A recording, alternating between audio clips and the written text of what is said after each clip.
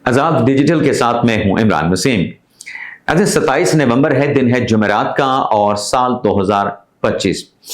आज के प्रोग्राम में सबसे पहले तो हम बात करेंगे, क्योंकि कल मेरी अपने इस चैनल से छुट्टी थी तो 26 नवंबर पे बात नहीं हो सकी।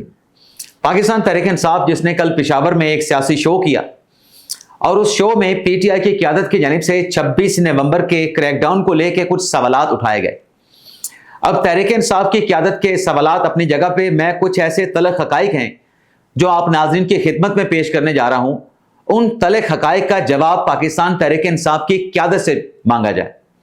तहरीक इंसाफ के लोग बेशक 26 नवंबर के हवाले से जो इल्ज़ामात लगाएं, जो सवालात उठाएं, लेकिन एक बुनियादी सवाल पीटीआई की क़यादत को भी देना चाहिए।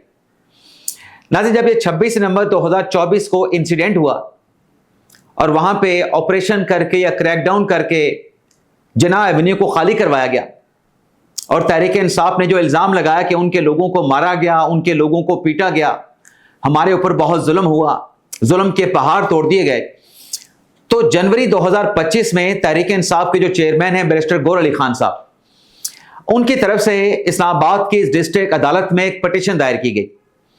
उस पटिशन में तहरीक इंसाफ की तरफ से वजीर आजम को, वजीर कानून को, वजीर दाखिला मोहसिन नकवी को और इसके साथ साथ दीगर काबीना के अरकान को फरीक बनाते हुए यही इल्जामात लगाए गए जो आज पाकिस्तान तहरीक इंसाफ दोहरा रही है, जो तहरीक इंसाफ का 26 नवंबर का बयानिया है। लेकिन एक साल गुजरने के बावजूद, यानी जनवरी 2025 से आप अगर 27 नवंबर को ठहरे हैं, तो वो जो मुकदमा जिसमें बैरिस्टर गौहर साहब ने जाके अपना बयान कलमबंद करवाना था, तहरीक इंसाफ की क़यादत से बुनियादी सवाल यह है कि आप इल्जामात लगाते हैं, ठीक है, आप कहते हैं कि आप पे जुल्म हुआ, लेकिन उस सारी चीजों को सब्सटेंशिएट करने के लिए जो आपने अदलिया से रजू किया था, जो आपने पटिशन इस्लामाबाद की डिस्ट्रिक्ट अदालत में फाइल की थी, उस पर आपने प्रोसीडिंग को आगे क्यों नहीं बढ़ाया? आज 11 माह गुजर चुके हैं। तहरीक इंसाफ के चेयरमैन ने अदालत के सामने अपना बयान, यानी बुनियादी जो एक रिक्वायरमेंट थी उस कार्रवाई को आगे बढ़ाने की, अपना बयान कलमबंद नहीं करवाया है। और जनवरी 25 से लेके आज तक जितनी भी तारीखें हुई हैं 26 नवंबर के इंसिडेंट को लेके, कभी बैरिस्टर गौहर साहब अदालत में नहीं जाते, बैरिस्टर गौहर के वकील तारीख ले लेते हैं, और अगर बैरिस्टर गौहर साहब अदालत में चले जाएं तो वो जाके अदालत से तारीख इस बुनियाद पे लेते हैं कि मेरे वकील साहब आज लाहौर हाई कोर्ट में मसरूफ हैं, मेरे वकील साहब आज इस्लामाबाद हाई कोर्ट में मसरूफ हैं, मेरे वकील साहब आज सुप्रीम कोर्ट में मसरूफ हैं, तो तारीख दे दें। तो जहां तहरीक इंसाफ की क़यादत 26 नवंबर के उस इंसिडेंट को लेके, जिसमें पीटीआई का बयानिया है, पीटीआई का ववेला है, पीटीआई का शोर शराबा है कि हमारे ऊपर तो जुल्म और सितम के पहाड़ तोड़ दिए गए, भाई अगर ऐसा ही था तो फिर आप उस केस को अदालत में चलाते, केस आप अदालत खुद लेके गए थे। तहरीक इंसाफ की क़यादत सवाल का जवाब देना कि आपने उस केस को आज तक चलाया क्यों नहीं, उस केस को आज तक क्यों आगे नहीं बढ़ाया? आपके पार्टी के चेयरमैन बैरिस्टर गौहर ने आज तक जज साहब के सामने अपना बयान कलमबंद करवाने से क्यों लेतो लाल से काम लिया है? तो ये इस सवाल का जवाब पाकिस्तान तहरीक इंसाफ भी दे दे।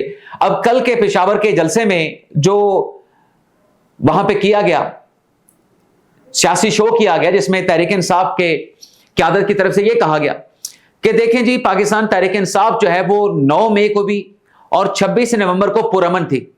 हमारी तरफ से कोई वायलेंस नहीं किया गया, हमारी तरफ से कोई इंतशार नहीं फैलाया गया, हमारी तरफ से कोई तोड़फोड़ नहीं की गई। अब नाज़रीन, पाकिस्तान तहरीक इंसाफ का यह बयानिया अगर एक्सेप्ट कर लिया जाए तो आप अंदाजा कर लें कि अगर पीटीआई 9 मई करके, तहरीक इंसाफ 26 नवंबर करके, अगर ये रट उसने लगाई हुई है कि वो पुरअमन सियासी जमात है, तो अंदाजा कर लें कि जब ये इंतशार पे आएगी, जब ये वायलेंस पे आएगी, तो फिर पाकिस्तान तहरीक इंसाफ की इंतहा क्या होगी? हम खुद इस बात के विटनेस हैं कि 26 नवंबर को जब तहरीक इंसाफ का मजमा डी चौक के करीब पहुंचा था, जब पाकिस्तान तहरीक इंसाफ का मजमा इस्लामाबाद की जिन्ना एवेन्यू पे था, ब्लू एरिया की कई इमारतों में पाकिस्तान तहरीक इंसाफ के कारकुनान घुस गए थे। कई इमारतों में, कई दफातर में तहरीक इंसाफ के कारकुनान ने वहां पे जाके लोगों को हरासा किया, लोगों को वहां पे मारा पीटा, हमारे दफ्तर तक भी पहुंचे, हमारे ऑफिस के शीशे तोड़ दिए गए, हमारे ऑफिस के लोग जो है अपने दफातर छोड़ के वहां से भाग निकले थे। तो कैसे अपने आप को आप पुरअमन कह सकते हैं? और फिर 9 मई जैसा सानिया पाकिस्तान की तारीख में नहीं हुआ, और आपकी पीटीआई की अपनी क़यादत दबे अल्फाज में 9 मई का एतराफ़ कर चुकी है कि नौजवानों से, कारकुनान से भूल हो गई, वो भटक गए थे, इनको माफ कर दें। तो एक तो नाज़रीन 26 नवंबर के हवाले से, क्योंकि कल हमारा व्लॉग नहीं हो सका था, तो आज ये मुख्तसर सी डिस्कशन आपके साथ करनी थी। दूसरी खबर नाज़रीन इसी से जुड़ी है। तहरीक इंसाफ का यह कहना कि हमारे ऊपर जुल्म हुआ, हमारे ऊपर गोली चलाई गई। एक हमाद हसन, एक साफी हमाद हसन भी हैं, जिन्होंने 26 नवंबर के हवाले से एक ट्वीट किया था, जिसमें हमाद हसन ने, साफी ने दावा किया था कि जो गोलियां चली हैं वो गंडापुर के गार्ड की बंदूकों से, राइफलों से चली हैं। क्या तहरीक इंसाफ ने उस साफी हमाद हसन के खिलाफ कोई कार्रवाई की? उसके खिलाफ डेफेमेशन का सूट किया? उसके खिलाफ कानूनी चाराजोई के लिए किसी अदालत से रुजू किया? मुकम्मल तौर पे खामोशी है। इसलिए खामोशी है कि पाकिस्तान तहरीक इंसाफ का जो भी मौक़िफ़ होता है उसमें झोल होता है। पाकिस्तान तहरीक इंसाफ का जो भी इल्ज़ाम होता है वो इसलिए सब्सटेंशिएट नहीं हो पाता कि आप कभी कुछ बात कर रहे होते हैं, आपके इल्ज़ामात कुछ होते हैं, आपके अमली जो इक़दामात हैं वो आपकी बातों से, आपके इल्ज़ामात से बरक्स होते हैं। अब यहां पे मैं एक और चीज़ आपके सामने पेश करने जा रहा हूं, हक़ाइक़ की रोशनी में आपके सामने पेश करूंगा। NA 18 में पाकिस्तान तहरीक इंसाफ को नाकामी का सामना करना पड़ा। उमर अयूब खुद डिस्क्वालीफाई कर गए, उनकी अहलिया शहनाज इलेक्शन हार गई, मुस्लिम नवाज के कैंडिडेट इलेक्शन जीत गए।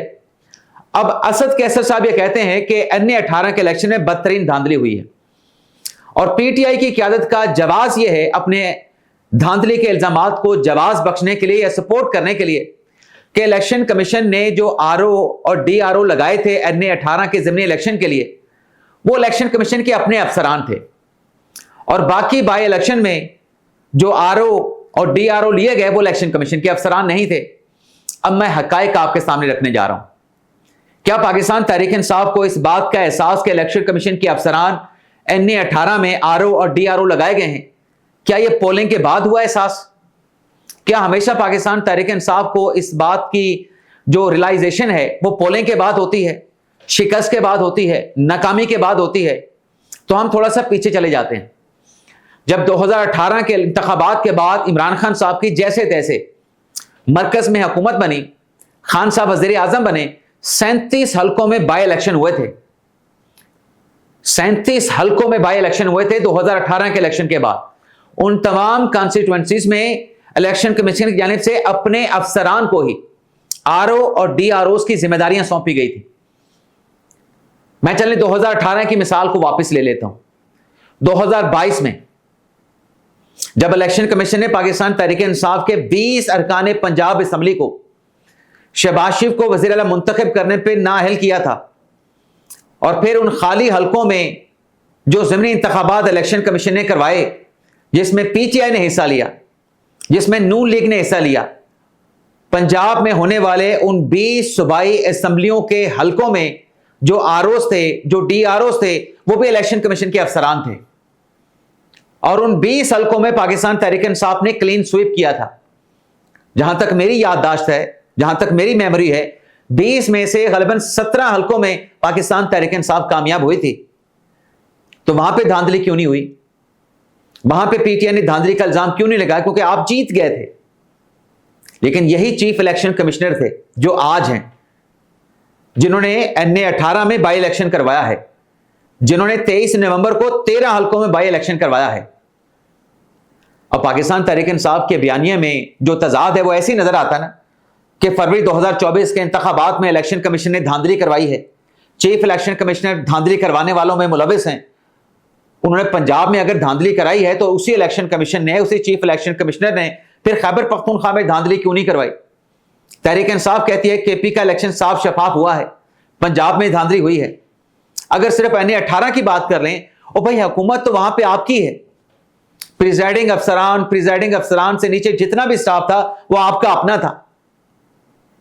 सिर्फ RO और DRO ने धांधली करवा दी, और RO और DRO इलेक्शन कमीशन के अफसरान थे।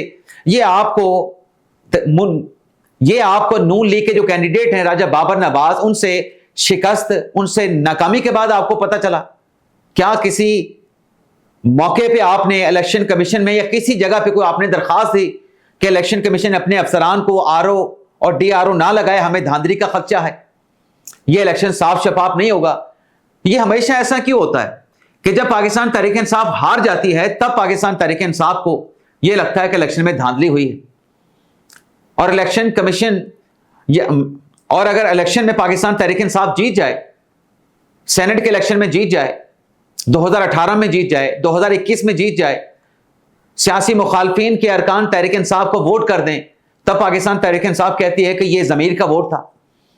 لیکن اگر آپ کے لوگ اپنے ضمیر کی آواز پہ آپ کے سیاسی مخالفین کو ووٹ کر دیں، آپ کہتے ہیں کہ ہارس ٹریڈنگ ہو گئی ہے۔ تو اس لیے کہا جاتا ہے کہ پاکستان تحریک انصاف کا جو الزام ہوتا ہے، جو سوالات ہوتے ہیں، اس میں تضاد ہوتا ہے۔ جو یہ خود کر رہے ہوتے ہیں، دوسرے کی سائٹ پہ اگر وہ ہو جائے تو وہ غلط ہے، اگر یہ خود کریں تو وہ حلال ہے۔ اس کے علاوہ پاکستان تحریک انصاف کے لیے لگتا ہے کہ آگے آنے والے جو دن ہیں، اگلے جو 5 سال ہیں، وہ کسی ڈونے خواب سے کم نہیں ہوں گے۔ آج جیسے ہم نے بات کی پروگرام کے آغاز میں کہ 27 نومبر ہے، تو chairman joint chief of staff committee کا جو عہدہ ہے وہ ختم ہو چکا ہے، اور chairman joint chief of staff committee general Sahir Shamshad Mirza sahab اپنا ٹینیور مکمل کرنے کے بعد اپنی ذمہ داریوں سے سبکدوش ہو چکے ہیں۔ اب یہ عہدہ بھی باقی نہیں رہا، اور اب حکومت پاکستان کی جانب سے یا ریاست پاکستان کی جانب سے جو قانون اور کانسٹیٹیوشن میں امینڈمنٹ کی گئی ہیں، جس کے مطابق اب chairman joint chief of staff committee کی جگہ پہ اب کمانڈر آف ڈیفنس فورسز کا جو عہدہ ہے وہ تخلیق کیا گیا ہے۔ تو ایکسپیکٹڈ ہے کہ اگلے چند گھنٹوں میں حکومت کی طرف سے جو کمانڈر آف ڈیفنس فورسز کا جو عہدہ ہے اس کا نوٹیفیکیشن جاری کر دیا جائے گا، اور یہ عہدہ جس آرمی کے آفیسر کے پاس ہوگا وہ آرمی چیف بھی ہوگا، اور اس عہدے کی جو میعاد ہے وہ 27 نومبر 2025 سے شروع ہوگی، اور اگلے 5 سال 26 نومبر 2030 کو جا کے اختتام پذیر ہوگی۔